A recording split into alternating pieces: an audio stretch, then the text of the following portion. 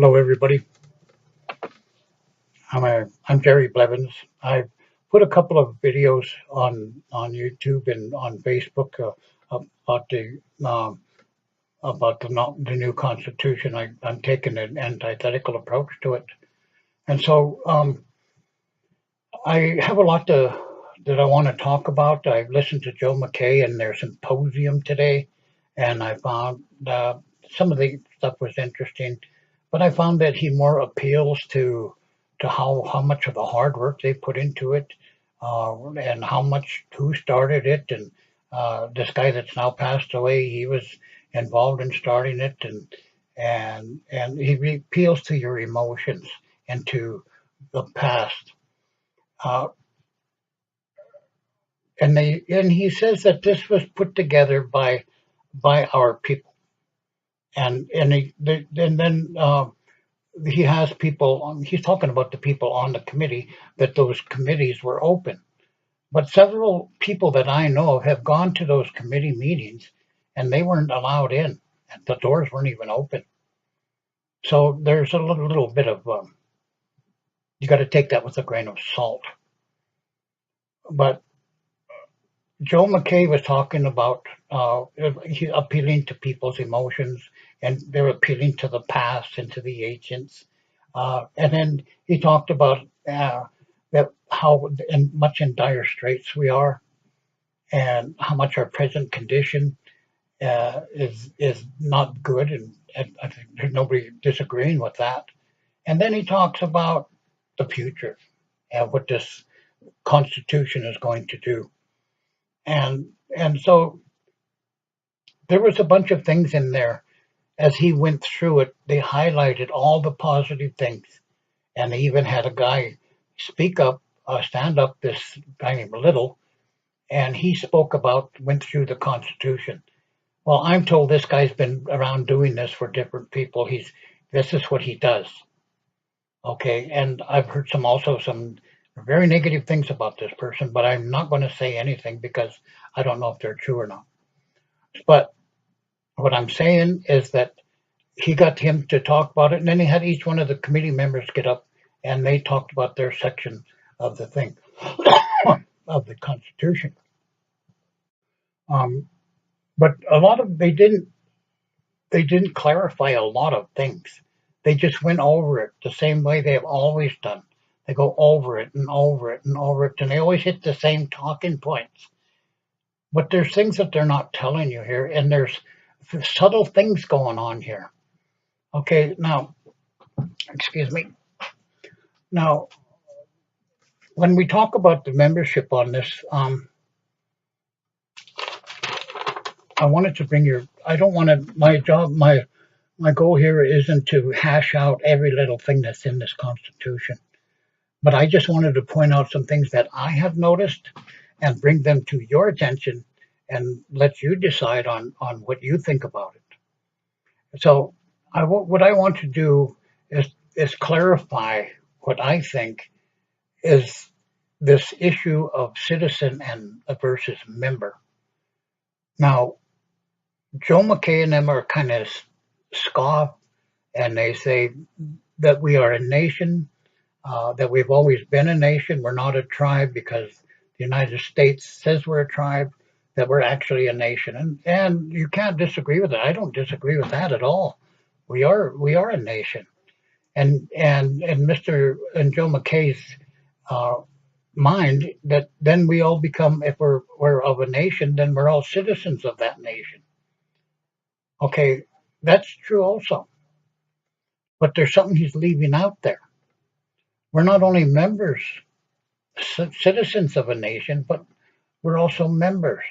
We have two things. We're a member, and we're a citizen. So we need to clarify what they mean by these two terms. Uh, and it would be simple enough for them to put a one sentence piece in here that just says the only citizens of the Blackfeet Nation are enrolled members. They won't do that because they're saying, there's a lot of people that aren't on the rolls that need to have some of these rights and so on and so forth.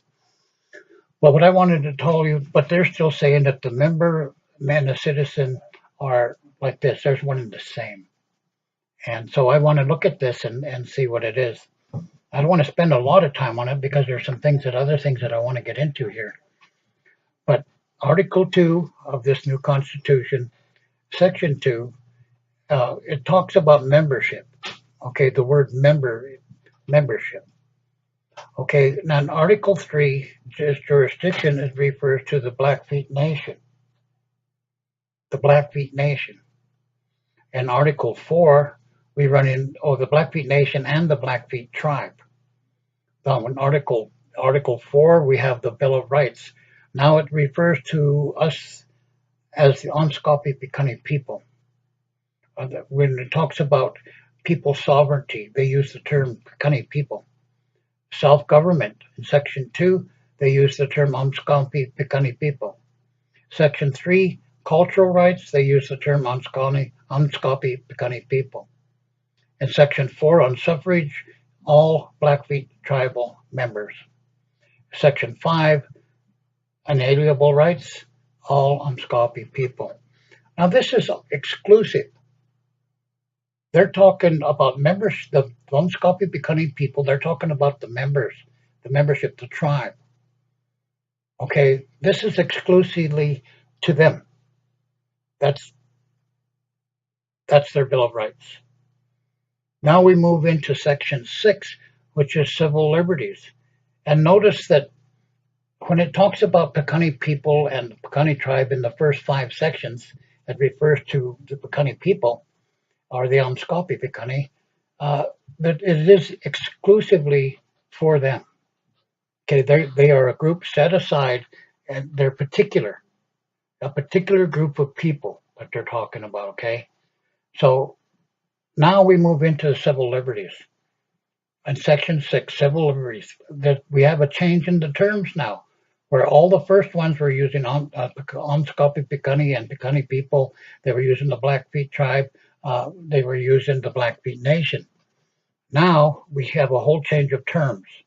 In Section 6, we have civil liberties, and it says all people shall enjoy these civil liberties. All people. Freedom of speech, all persons, the term all persons. Freedom of religion, the term all persons. Freedom of assembly, the term all persons. Right to privacy, it says shall not be infringed upon. But this one, unlike the other one, the other 5 where it says Oniscaupi Piikani people, these civil liberties are inclusive. Where one was exclusive, now we have one that's inclusive. And that means it's even including the Oniscaupi Piikani people. It says all persons. So that's a universal term, and it means everyone. Now, here we go. Look at Section 7. The right to bear arms. They use the term all, which is universal, but they use the term Blackfeet Nation citizens. That's in Section 7. Blackfeet Nation citizens. Okay, now, have you seen the slide? We're sliding there.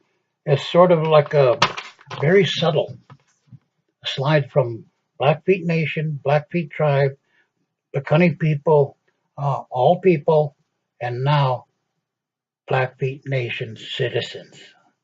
Okay, now, this makes us all citizens. Okay, so let's look at this for a moment. And look for section 8. Okay, economic right. Now let me read that for you. Economic rights, Section 8.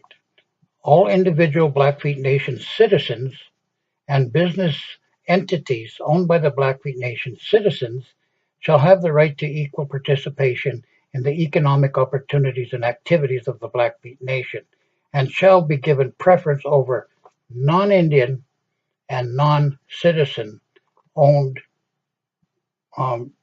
Indian-owned Indian businesses as provided by law. Okay, here we have, let me change my thing here, my slide. Okay, here we have an actual imprint, an actual uh, section here that actually separates. It separates the non-Indian and the non-citizen. It separates Indian citizen. So the reference is economic, but they want the preference to be citizen-owned businesses. Okay, get that? Citizen-owned businesses and Indian-owned businesses. Okay, it infers that an Indian and citizen are separate, and it's clearly pro-white. So they do separate in this section. They do separate. If you really look at it, it says non-Indian and non-citizen, meaning that there are Indians and there are citizens. They're two separate groups. They separate it right here for you. So when they say these two groups are one and the same, in a sense, they're not lying to you, because enrolled members are citizens.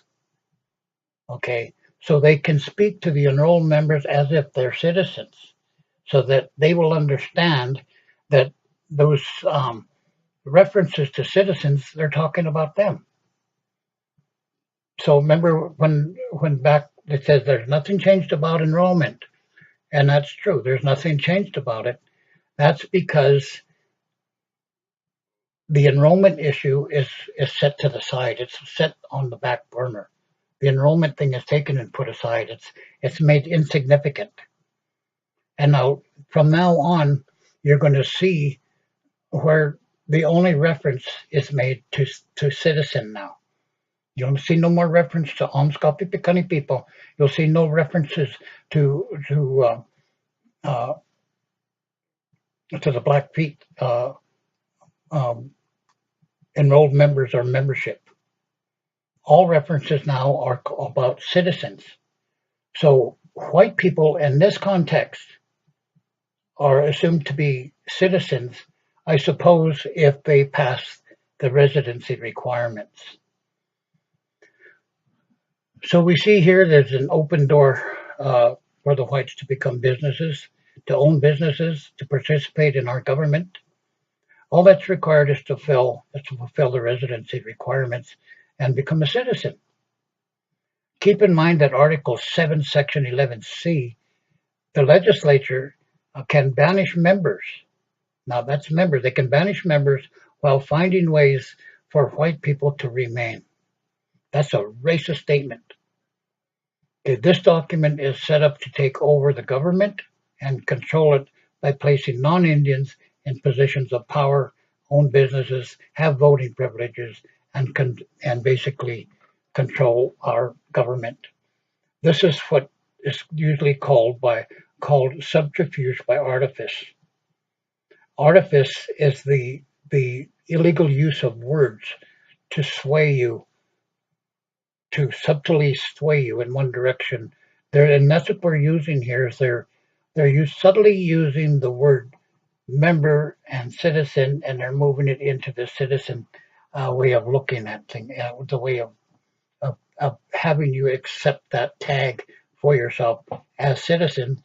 But see, what the deception here is that they're making you think that rightfully so, that you are a citizen and that this is for you.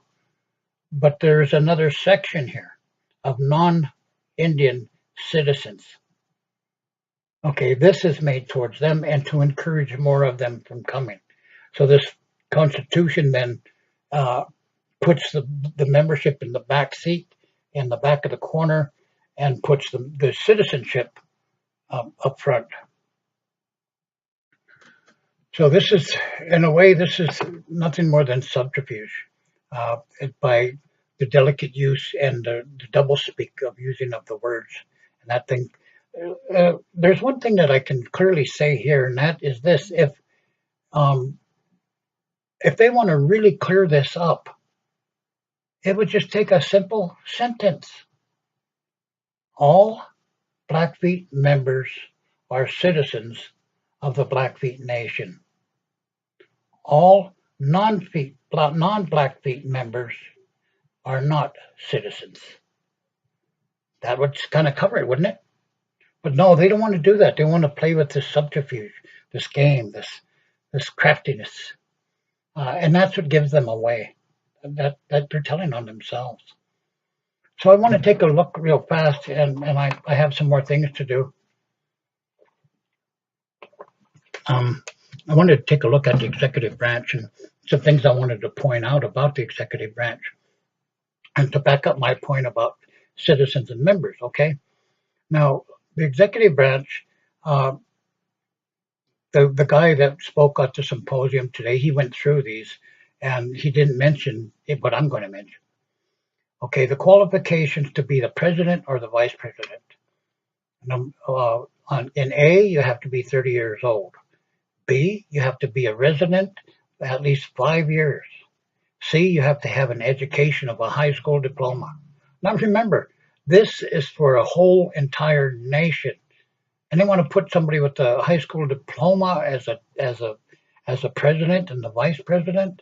Wouldn't it be wise to have somebody with at least a master's degree in business? I mean, this is an economic model. Where's the expertise at? That we don't have them. But anyway, we cannot be delinquent or indebted to the tribe. No felony convictions at all, no prior removal from office, and you cannot serve two masters. In other words, you can't be part of the legislature or the executive branch and be a member of the state representatives also. But you see the qualifications here. 30 years old, a resident for 5 years, and you don't really need nothing more than a high school education. What is missing? Okay, what's missing here is missing on purpose. What's missing is enrollment status. What's missing is blood quantum.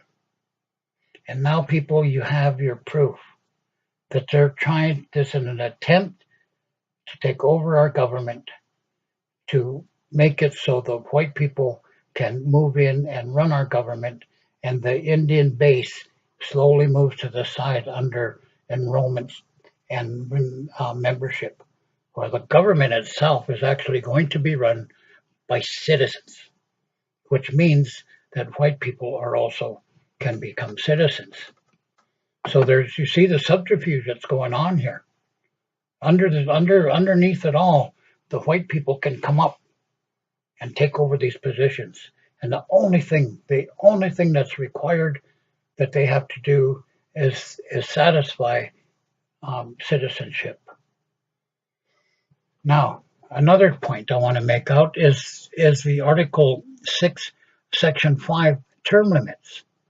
The president and the vice president shall not be subject to term limits. Okay, this means that they will have perpetual terms. Now, the same thing goes with the legislature. It's almost the same setup. With the legislature, they have also no term limits. So we have the president, the vice president, and 13, and then 13 basically legislators who can be in there for as long as they want to. The legislature can write their own laws after they're in there. They can write their own compensation. They can write everything else that's going on, and I'll go into some of this. But the duties and responsibilities of the executive branch, I just want to go through these real fast, and I don't have a lot to say about a lot of them. To administer and manage the day-to-day operations of that's about it. Submit an annual budget for approval. Now, here's one that kind of rings a bell for me. It says create and appoint subordinate boards, committees, and advisory boards to assist in the management of the programs and affairs. is this actually the way it's supposed to be? Because if you're going to create and appoint boards, committees, and advisory boards, then this means that there's going to be more money because you can't appoint them out of the legislative because they've only got 30 days. They've got work to do. So you can't be appointing these people to boards when they have work to do. So these are new people. And you'll notice another thing here is that there's no blood quantum requirements for them. They can be white people. They don't even have to be citizens. It doesn't say that. It just says they have the power to appoint committees, boards, and advisory boards, which is going to increase the cost overall because they have to be paid for meeting. To propose laws, another one here is to hire and manage all employees. Now this borders on authoritarianism because wouldn't we have an employment department? Wouldn't we have a department that would take care of this to hire and manage? Okay, he wants that power to hire and manage this. So that's a stretch in his power over into the executive committee. Okay, now then he wants to select and hire a chief financial officer. Now maybe he is in charge of the checkbook, but that doesn't make he should not be in charge of the financial officer. That should be separate and come out of the legislative section because the financial officer holds the budget. And when he hires and selects and hires a chief financial officer, doesn't that financial officer then be kind of dependent on him for his income and for his life and for his salary for his job? So that it affects his decision-making ability. And because that makes him responsible directly to the president. And I think that's a little scary there. Okay, now, conduct annual audits. This is something that I wanted to talk about because they're not going to they might do annual audits, but we won't know about it for like 4 years. I mean, the way these guys do things, you don't have it put out every year. You get an annual audit, but you get it when they get it to you. So they can keep a lot of things out of your eyesight and keep that thing going and then just put it 4 or 5 years later. This is the way it's been happening all along. And so that annual audit thing, but what I wanted to say about that, now let me talk to you a little bit about, let's say that you have a business and whatever's wrong with that business, you're losing money. Your business is going broke. It's not providing even help for the people that's working there. So you have to decide, okay, I need to revamp this business. I need to remodel it. I need to replace new products maybe, or I need to put in all these things that I don't really know yet, but I've got to change this so that it'll work better for my workers, it'll work better for me, and it'll work better all around. So I need a new model. Okay, wouldn't it be wise and prudent to be able to do a forensic audit on the business that you're just getting rid of or the business that went downhill? Wouldn't you want to provide a forensic audit on that on all departments so that you know where the money went? You know where the problems are. You know where the holes in the bucket are. You know what went wrong in what department. Was it a matter of policy? Was it a matter of an individual? Was it a matter of greed? Was it a matter of conspiracy? All these things have to be worked out because we understand, and we're not stupid, Joe. These things, we have been living here for years, and everybody knows, absolutely everybody knows, that this council is then not all the way back. Every council has been corrupt. We know that. We've even had past councilmen admit it. There is corruption all through the system. So why are we pulling this corrupt system, and they're saying this is a whole different system?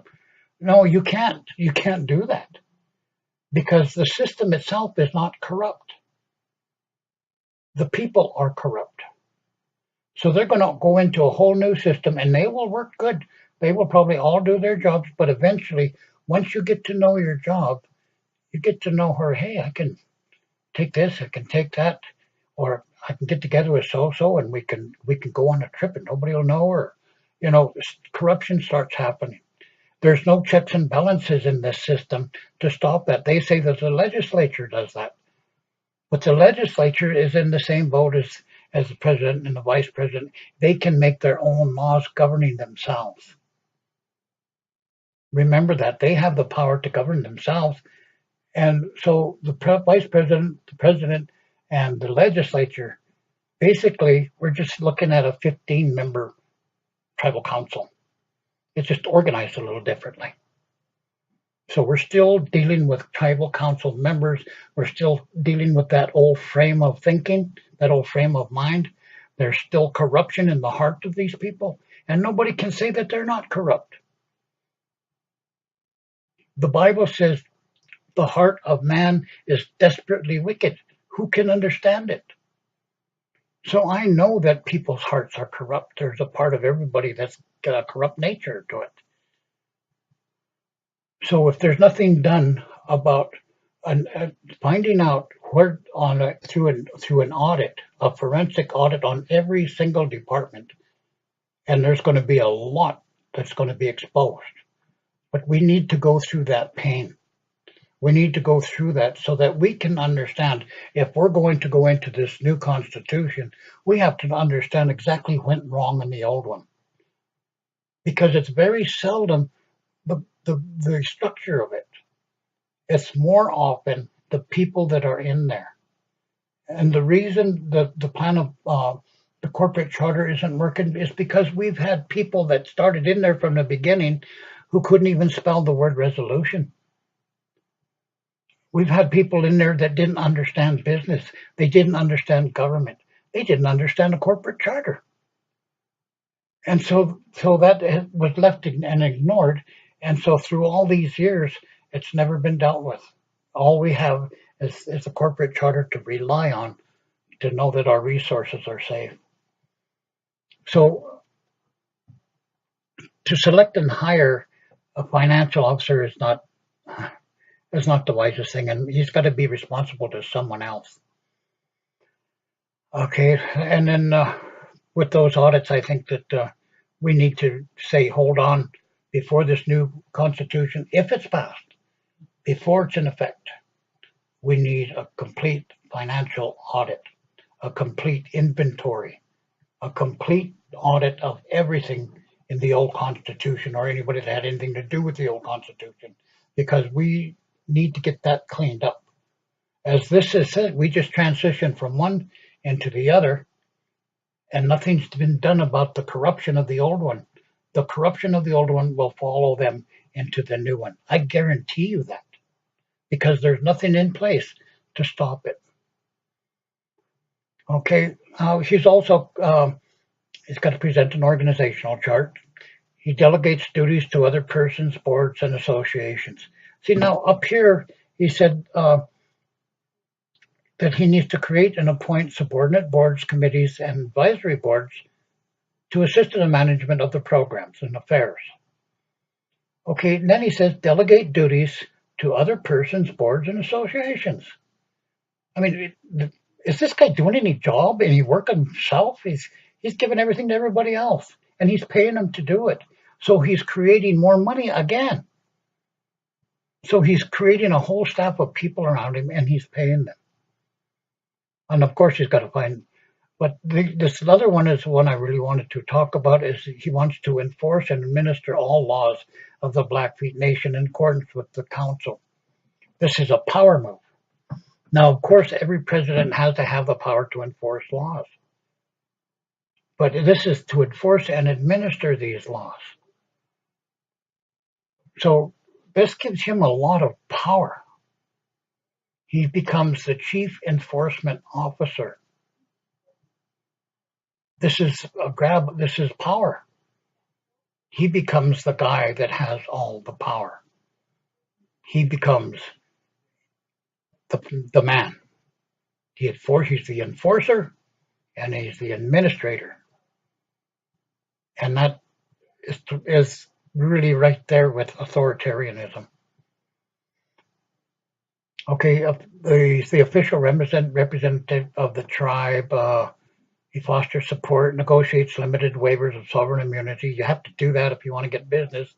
Recommended associate justices and associate judges, which is going to cost more money. Annual employ legal counsel. Now, on a yearly basis, he has to employ legal counsel. So when they say all this is going to cost is for the administration, I mean, we're talking about a lot of money here already. Now let's look at the legislative branch, and I want to get through this as fast as I can. In Browning, we have 6 reps. And Browning North, 2 reps. Seville, 2 reps. Old Agency, 1 rep. And Heartbeat, 2 reps. Now, who decided the amount of reps for each district, and how did they say that? And who decided where the district lines are going to be? I mean, how did they arrive at these things? I mean, what formula did they use? So, is the increase in representatives then a projection of the projected increase in people from the outside who are here to be citizens of the white people, basically? I mean, they're bringing in businesses. They're bringing in non-Indian owned businesses.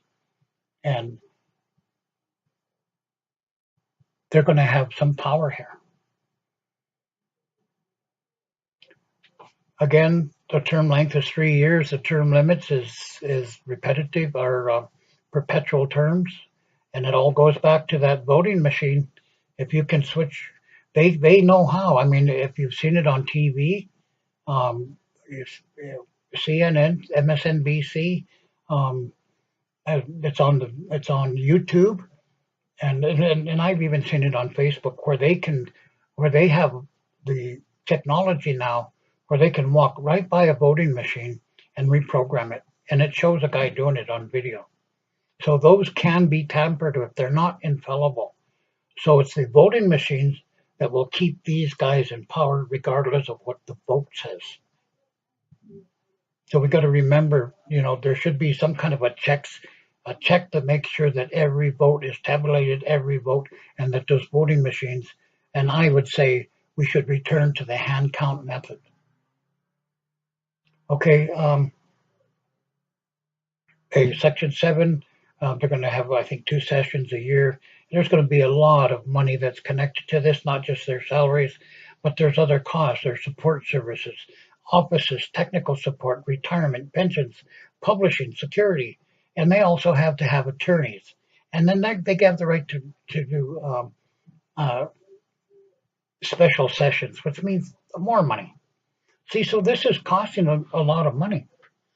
Now, the qualifications, like I went through before, 18 years of age, 5 years of residency of high school diploma. Okay, no blood quantum in there either. Their duties is to enact laws regulating all matters. Okay, to advance criminal laws concerning the conduct of all people. They want to enact laws for the removal and exclusion of all people whose presence may be injurious to the citizens of the nation, and provide for conditions for which those who are not citizens may remain. Now, this is probably geared toward drug dealers and those kinds of violent people that really do put people's lives in danger, and I'm all for that. I think we need to kick some of these people who are selling this crap to our people. We need to get rid of these people. But here's a problem here, because this is only it's pointed at drug dealers, but not coke dealers. Okay, the rich and powerful, the elite, and we all know this. I'm not telling anybody any secrets, because we all know it. The elite and those with money, they have their own dealers with coke. And there's other things out there that I won't mention that these guys are using. So they want to get rid of the drug dealers that are dealing the dirty drugs. And I agree with that. But it's the wording here that you really have to be careful for. Because what it really says is whose presence may be injurious to the citizens. Now, being that the vice president, the president, and the legislature are citizens, they fall under this.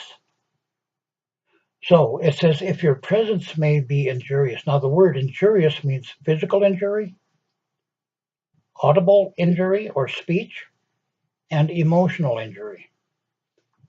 So for the guys that are causing a lot of physical damage and beating people up and cashing in their heads, that's injurious, huh? They can kick them off the reservation. They can kick the drug dealers off the reservation because that's all physical stuff.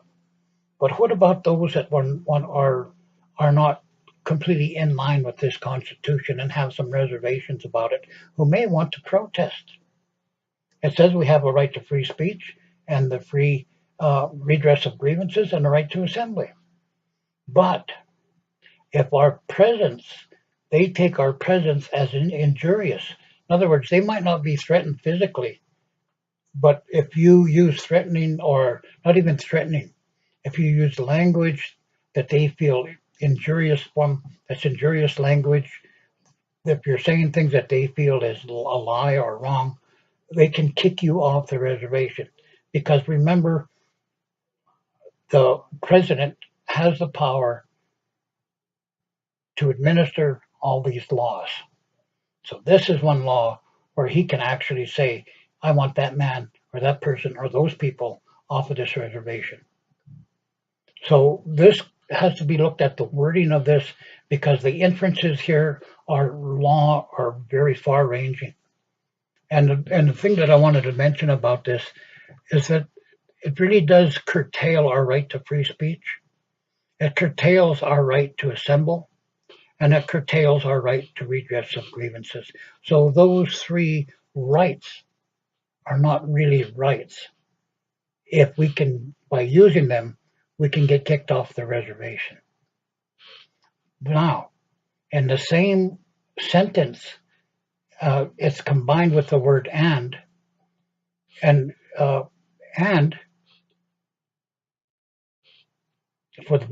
provide for conditions for which those who are not citizens may remain. Okay, well, this is all in the same context of removal and exclusion, for your presence may be injurious. So we have to include, because this is included in that if a white people comes up there and his presence is injurious or anything to that matter, that his rights remain. He can stand up, he can speak, he can say what he wants, he can protest, he can do all these things because they're saying they're going to find a way to keep these people here. And we're going to get rid of the other riffraff, but the white riffraff gets to stay.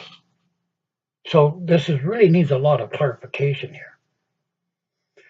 Okay, they want to regulate your domestic violence. They want to regulate the disposition of your inheritance. They want to regulate the environment, the fishing and hunting and all these things. And then now we have here to enact laws and provide for the levying of taxes. Now, we have never been really taxed here before, but remember, we're moving into a whole different system now. So we're going to have a lot of other citizens here, and they're going to have a lot of other businesses here. So the tribe figures probably that they can start a taxation program and get some money built up as a tax base and build a tax base. But the problem is with that is that these white people and these white businesses that are coming up here, they are under state jurisdiction. So the state's going to come up here and say, wait a minute, these guys pay taxes to us. And if they have to pay taxes to the state and pay taxes to the tribe, they're not going to come here. They're not going to pay double taxes. So I don't know how they're going to get to deal with that one at all. I want to go on further. They have the right to condemn land, uh, to give the final approval on budgets, to appoint legislative subcommittees, which means, again, more money, adopt laws and rules regulating internal procedures. That's internal their own, the way they do things. Annually employ a legal counsel. I just see that money going stretching out again. And to create and charter business entities. This is the one that we need to be aware of, because this Constitution, when it's over, it nullifies it. The old Constitution is over, and the Savings Clause is also done away with.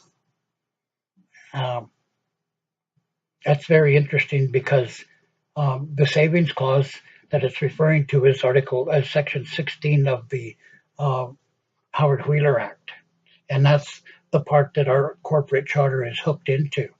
It says almost the same thing, word for word. So when they get rid of the corporate charter by getting rid of Article 16, and they vote that out, the problem is that the charter itself, right here. See, this is the area they want to get rid of right here. And let me read it to you. It says, um, no sale or mortgage may be made by the tribe of any land or interest in land, including water power sites, water rights, oil, gas, and other mineral rights, now or hereafter held by the tribe within the boundaries of the Blackfeet Nation. And then it goes on, but that's the part I want. That's what solidifies our resources and protects us from these guys selling our resources. Now, in amendments, it says this chapter shall not be revoked or surrendered except by an act of Congress. So they can't just vote this out. It has to come through an act of Congress to get rid of the Savings Clause. They can get rid of the Constitution, but it takes an act of Congress to change this, because it says it right here. Let me read it. This charter, this charter shall not be revoked or surrendered except by an act of Congress. Well, there you have it. They're not gonna go by it. They had never been going by it, so they're not gonna go by it again. So Article 10 is voting and elections. You must be a citizen of the Blackfeet tribe, 18 years of age, and that's it. Article 14 is the adoption of this Constitution. It's a majority vote of the Blackfeet citizens. See here, now they kind of bring Blackfeet citizens into this again. Remember, they left it way back here after they became inclusive. Then we left the term Blackfeet members and membership, and then we started going with citizen. Okay, now we're back at Blackfeet citizen. Of course, it's only the Blackfeet that can do this, because this isn't the end of the Constitution. It's actually the beginning of it, because we have to adopt this Constitution by a majority vote of citizens. And the only people eligible to vote right now are Blackfeet. So yeah, they can say, yeah, we are citizens. But remember, they're opening the door for a whole new group of citizens to show up out there. So the Article 15 is the repeal of the 1935 Constitution and Savings Clause. It says nothing in the wording about repeal of the Savings Clause, only in the heading. Okay.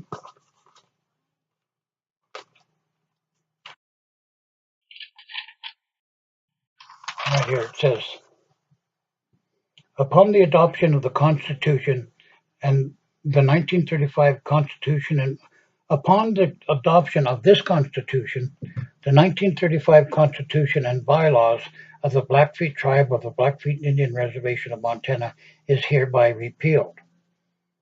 Okay, it's repealed, and they're repealing the bylaws. And they might say that the corporate charter is one of those bylaws. I don't think it is a part of the bylaws. Legally, it might be that way, but in that charter specifically says it can only be surrendered by an act of Congress. So remember, if they switch to this new constitution, that charter is still in effect until it's repealed by an act of Congress.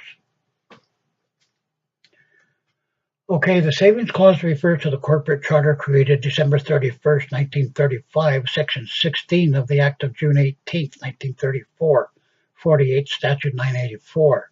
Amended by the Act of June 15th, 1935, 49th Statute 37, Section 378, the Indian Reorganization Act, or the Howard Wheeler Act. So they're doing away with our corporate charter, people. And I'd like you to understand that our corporate charter, this is in Section 16. I'm just going to read the part of it because it's quite lengthy. It says, let me find the beginning of a sentence. Such constitution and bylaws, when ratified by aforementioned and approved by the Secretary of Interior, shall be revocable by an election open to the same voters and conducted in the same manner as inherited above. Okay, and then here's another one down here. It can be amended, so it's revocable, but it's got to be by the same thing. But if they can revoke it, but it's apparently it has to be we can revoke it, but it's not official apparently until Congress actually votes on it. It says to prevent the sale, disposition. It talks about that. This is talking about the Constitution and bylaws, that they're revocable, and that we can do a referendum vote, and we can put in a new Constitution and bylaws in the same way the first one was accepted. Okay, but this is a little bit different. This Article 16 down at the bottom, because these are put in power. In addition to all powers vested in any Indian tribe or tribal council by existing law, the Constitution adopted by said tribe shall be vested in such tribe or its tribal council the following rights and powers: to employ legal counsel, the choice of counsel, and fixing of fees to be subject to the approval of the Secretary of Interior. Now here we go. To prevent the sale, disposition, lease, or encumbrance of any tribal lands, interests in lands, and other tribal assets without the consent of the tribe. This is what they want to get rid of, because they need our consent in order to do something about it. So they have to get rid of this clause. This is a savings clause. This is the one they're talking about when they repeal it. Okay, the savings clause saves this. This is what it's about. Our corporate charter is about that, what I just told you. It prevents the sale, disposition, lease, or encumbrance of tribal lands, interest in lands, and other tribal assets without the consent of the tribe. They can't do anything with those unless they get the consent of the people. If they get rid of this, then they take control of all of our land, all of our water, all of our resources. It's power. We are penniless, or we're left with nothing. Under the corporate powers of the charter, the tribe is subject to any restrictions contained in the Constitution and laws of the United States or in the Constitution and bylaws of the tribe. Shall have the following corporate powers, in addition to the powers already conferred or guaranteed by the tribal constitution and bylaws: to adopt, use, and alter as its pleasure the corporate seal. This is in the corporate charter. I'm just putting it on here so I can easier to read it. And two, or B, to purchase, take by gift, bequest, operate, or dispose of property or of every description, real or personal, subject to the following limitations. This is number one. No sale or mortgage may be made by the tribe of any land, including water power sites, water rights, oil, gas, and other mineral rights, now or hereafter held by the tribe within the boundaries of the Blackfeet Reservation. No sale or any other capital assets of the tribe exceeding in the value of $10,000 may be made unless approved by the majority vote at a referendum called by the tribal council as provided in the Article 9 of the Constitution of the tribe. So this guarantees everything we have. This guarantees that we hold on to our land, our water, our minerals, that we have power, and they can't do anything unless the people agree to it. With this passing of this Constitution, this is nullified. They're saying this is no more. So now these tribal council people, and remember, some of these people can be white later on in a few years. We might be controlled by a completely white society. They have control over all of the assets and these resources, not the Blackfeet people, not the membership.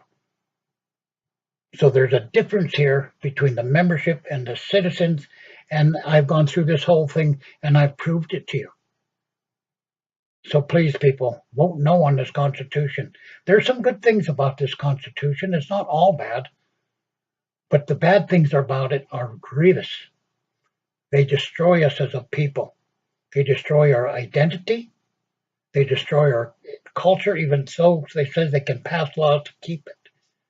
Because we're moving into a white society kind of a situation where now a few years down the road, there'll be fewer and fewer enrolled members and more fourth generation Indians, those who are completely have the white man frame of thinking.